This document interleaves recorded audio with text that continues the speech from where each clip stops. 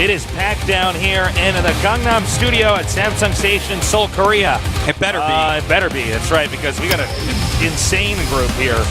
A lot of fan favorites here. Leenock played brilliantly, by the way, against Life. He really did, and really played brilliantly outclassing against the guy. Last. They both actually looked like they outclassed their opponent. Leenock looked absolutely like a superior ZVZ player. Parting absolutely looked like a superior PVT player. Yeah. But now we get to see Leenock against Parting, and I swear to you, right now, Life is hoping so deeply that Leenock beats Parting, because Life, I think, has a much better chance against everyone else in the group. I think you're right. Now, we've seen aggressive style here from Leenock. Parting, very conservative play. Obviously, he did that all in game one, but that was because he was forced to. Well, let's see, man. I'm excited to see what Parting wants to do in PvZ right now. You know, of course, there is always the possible Soul Trains, but I wouldn't be surprised if he does a lot of Stargate openings. We'll see. I'd love to see a long, drawn-out slugfest between these two. I can't wait. And Daybreak's just the map for it. Yep, this is a classic StarCraft 2 map. It's the oldest map we use here at the GSL Code S. I can't wait to see this. Yeah. I do think Parting wins, though, 2-1. You think so? Yeah, I do. I think Leenock wins 2-1. I think Daybreak, if he doesn't die to an early push, I think that this map, I don't know what Leenock's ZVP looks like exactly right now, but if he likes Swarm Host, man, I like Swarm Host on this map, I have to say. I would like to see a Swarm Host or two. I think a macro Swarm Host game, you can split the map in half. I think that's what... Well, if you amass a Swarm Host on this map, I don't think that Protoss can take the top or the bottom. No, they can't. They just cannot do it. You just eke out the win that way. All right. Let's get ready and see who will be the first in today's group, the final group actually of the round of 32, to go on to the round of 16 here at the GSL Code S. In the upper right, we have our Zerg player playing beautifully today and a champion of MLG. He is FXO Leenock.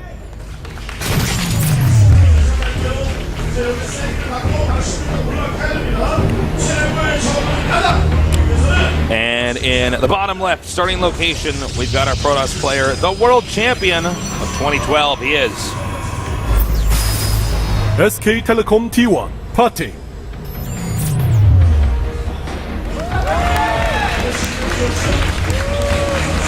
Now, obviously, both these guys really want to get out of this group because nobody wants to go to that final contingency match. No, they certainly do not. Well, Parting with a pylon in the main base. Probably just going to be a Forge expand, but he could go for a gateway. Here for my Stag, the GSL. When I see that, I think of Stag, I just immediately go to Game of Thrones. Oh, yeah, I guess so. I don't know if that's what he's referencing, but that's what I saw the episode last night. Yeah. Yep. Really good. Great show. Like, spoiler alert, Arya was an alien. Like, yeah. No, that's spoiler alert, everybody dies. Everybody dies. That's probably what's going to happen, actually. Yeah. You saw the episode, right? Yeah. It was great. Great Let's episode. not talk about it, though. I don't want to destroy people's lives. I'm good at this, man. Okay. I can keep secrets. All right, we got some Parting support here. Ready to win. Parting going for a little Nexus opening, tasteless. Yeah, we're going to do Forge here. That's actually fine. It's kind of the unorthodox fast expand build. Yeah. This is a build you want to do if you end up against somebody random on the ladder, and then you find out that they're Zerg. You're like, okay. Sure. So, I mean, it's going to take a couple minutes here to actually see what these guys are going to do. Like, Leenock is going to go for a third base. Two base opening's not really all that good still against Protoss. He did like the Sentry Immortal all-in on this map for a while. Oh, yeah, for Parting, definitely. Yeah. I was speaking more for Leenock. Oh, I'm sorry. I think you said Parting. I don't know. Parting could do a two-base. Yeah. It's possible. I think three-base builds are probably better nowadays, but he could. Like, he can still pull off the Soul Train, that's for sure. All right, anyway, sorry. So we got to fill a little bit of time here.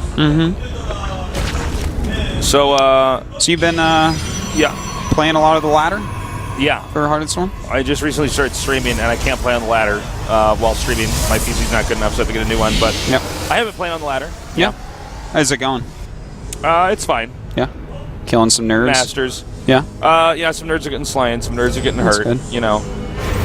It's normally what happens when Tasis gets on the ladder. Well, usually when Tasis gets on the ladder, I mean, it gets a little out of control. I mean, when Tasis gets on the ladder, it's like suddenly, like, they look over and Tasteless is wearing a cowboy hat and he's got a lasso and he's like, oh my god. And then guess what? He realizes that he's a cow nerd. Whoa. And he's going to get hog-tied. A cow nerd. A cow nerd. Oh, that's what lassos are for, Tasteless. That's right. Hog-tying nerds. Yeah. Then someone thinks that they're not a cow nerd, but a bull nerd. But then you just loop it around their horns. Yeah, exactly. What are you going to do now? Yeah. That's what happens when I'm on the ladder. So, yeah. By the way, Leenock actually is going 2-base here, which is really interesting. And Parting is actually scouts it. Okay, so he knows that it's 2-base, and this is a little bit weird because 2-base, well, you know, I guess you can if you're Leenock, man. You can do whatever the hell you want. He's won a lot of tournaments doing stuff like this. He has a good amount of gas. What is he going to do with this gas, is my question. Just layer? No, okay, he just got Overlord speed. Interesting. So he's actually going Overlord speed. He already has this speed upgrade for Zerglings on the way. Of course, a Stargate and a second cannon for Parting, which is going to make him basically safe against everything. Yeah. I'm really wondering what Leenock's plan is here to get, like, to sit on 2 bases, gas up, and get Overlord speed. He may, like, really, I'm wondering, because the Overlord speed is to scout, obviously, whatever Parting could be doing, and there goes Lair. But I mean, if you, Tosis. I don't know, like, it's just a really weird build order. I'm surprised that he got the Overlord speed before the Lair. Yeah, that is really weird. I find it a bit odd. That is really weird. I get the speed upgrade. I understand that. It's going to make Parting play way more defensively, but... Well, I guess... No. I don't know. I haven't really seen anything too much like this. Well, we might be about to learn something. He's definitely going to lose less Overlords because of it. That's too bad he didn't scout the Stargate. Now he won't know what the guy's going for. But anyways, let's see what this build is, because that was an odd move, the Overlord speed. I guess, though, if you think about it, you know, for instance, with Phoenix builds like this, if you have Overlord speed, you can save all the Overlords that aren't the one that you scouted with.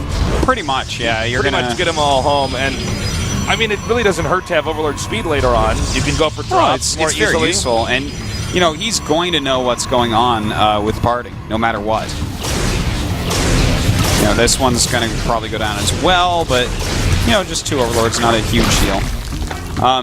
Hydralisk Den on the way, as well as a couple spores and that +1 attack. No big surprise here. Generally speaking, you're going to see this pretty much every time against Phoenixes. People like to go for Hydralisk Den, but how many will he make? Is he going to go aggressive with it? Because we see Parting immediately going into his Robotics Bay.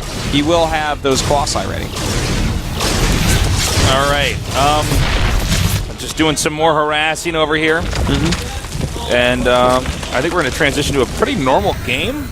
I think there's a good chance of that. Take a third base. I'm looking around here. I would say he's definitely going to take a third. If he goes all in after this, that would be really weird. That would be really weird, yeah. But because Leenock started on 2 base. How many gates is he getting actually? Hold on. He's going up to 6. So you know, he could do it. But if he does, it's going to be because Leenock was on only 2 bases for so long.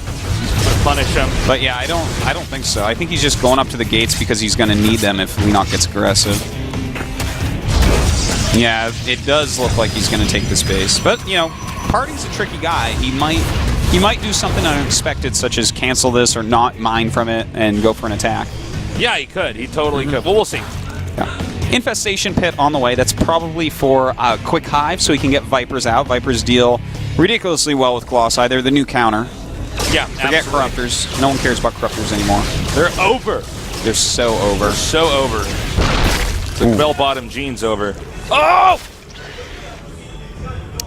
And, yeah, it does look tasteless, like it's going to stabilize a little bit, like normalize, you know. Not stabilize, but normalize. Just into a more standard type of looking game, despite kind of a funny opening by Leenock. All right. Well, from here, everybody just has to stay on top of their upgrades. Zerk wants the optimal amount of drones. and then it's all units. We see the macro hatch is making here for the Zerg as well. Protoss against Templar Archives. These Phoenixes can't do much more than what we're seeing right here, which is just try to get a drone here and there. This is so sexy by parting. He's getting Templar Archives and Charge. So he's going to have the Colossi for some splash damage. He's only made one so far because he's focusing his gas. He needs High Templars to deal with Vipers. He, of course, can get the Storm, and that's going to leave him with a ton of minerals left over, which is going to go into Zealots with Charge. Such a good interception, by the way, there. Yeah, it truly was. But this strategy by parting is like so intelligent. I'm loving it. It's really well done. Yeah, it is super smart. And yeah, Zerg's 4th coming up here. And Aspire. We'll have to see what he aspires to do with that Spire. You know, it could be for a bunch of different. He might just want to have one just in case he sees an opportunity. Yeah. You know. And, against Colossus-based play, Mutas are just so good that he may want to go Mutas at some point. I don't think that's it. The Mutas switch after a big battle. Let's say you realize the older Stalkers are dead and they're pretty much just going Zealot Archon or something. You're like, well, I guess I can harass him now. I'll suddenly, boom, make 20 Mutas. Yeah. And, of course, Broodlords could be something he wants to use. Leenock, known very much so for his Broodlords in Wings of Liberty, may just still have a soft spot in his heart for him. Even a Stone Cold killer like Leenock can have a soft spot in his heart for a unit that kills a lot. Yeah, that's very true. Yeah, Psy Storm is on the way. Really good upgrades coming in still for party. All right, scouting out here now. I gotta say, we didn't see one hallucinate here from parting, but he is optimizing his scouting with those Phoenixes. Yeah. Gotta be very careful. Yeah, normally when you just get hallucinate and just look around with those fake Phoenixes, you kind of just send them almost through the spores sometimes. Yeah. Because it doesn't really matter as long as you get to just see what, was making. All right, the Vipers are out now. He's already used out the HP on the Extractor. I'm kind of surprised he's using that hatch, but, yeah, I guess he can. I think they're just there, and he just wants to get it done immediately. Yeah, normally we'd see that from, the second hatch or the Evo chambers or something else, but... 5 High Templar, 2 Colossus, and a lot of Zealots. These Vipers aren't going to actually be useful. These are going to be some of the more lackluster Vipers. He's at the same supply. I feel like this battle's going to party for sure. All right, really nice line. He's also going to do a lot of damage. Continuing to run away now, but this was just... that was a serious bump in the road there for Leenock. Now, don't forget, guys, that hatchery is low on HP. It's not going to take long. 1 or 2 shots on that, and it's gone. So, party attacks now. I think he can take this. We'll see. The Spike Crawler's not done yet. Some really nice Blinding Clouds actually coming up, forcing him forward into the spines. A lot of Roaches on the way as well, but this army of Partings, he's reinforced more heavily with Stalkers, and he's breaking right through.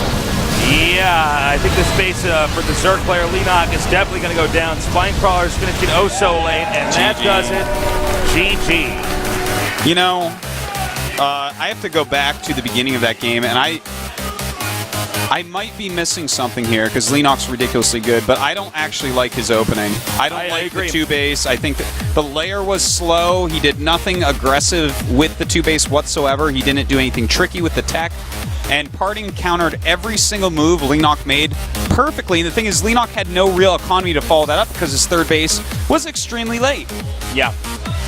So, yeah, I don't know. We never really got to solve the riddle of the Overlord speed. I thought it was to get the Overlords out of there so when the Phoenixes pop out, you're okay, and then he just lost a bunch of He didn't even move the Overlord. I think it was, my opinion is that he did it to check for the Soul Train. Maybe he's just scared of that build. Maybe he thinks that Parting's going to be using that a lot here because the Mothership Core is in the game, and that is it's a pretty powerful build still. Pretty good analysis right there, but I think that he needs to get the 3rd base a lot quicker, and it's Whirlwind, so we'll see. If he goes for the 2-base build again on this map, I'm going to be in shock. In shock. Yeah, I think we'll see something more typical. Whirlwind, this is the map. I can't remember the last time we've seen a Zerg player who had the option to pick Whirlwind, not use it. Yeah, it's been a while. For seasons at this point in time. I can't think of somebody who's picked something otherwise. Pretty solid map. All right. Well, it's big. Zerg can expand with ease. The longer the game goes, the harder it can be for Protoss or Terran, or I should say Protoss and Terran. as it gets harder for the Protoss and the Terran to expand and cover it, where the Zerg has a free open map to counterattack if they do try to get, if their opponent does try to attack their expansions. All right, let's get ready. This is Tastosis here at the GSL. Bromance into the best game in the world, Starcraft 2. Here at the best internet channel in the world. Actually, no, just channel in general in the world, GOMTV.net.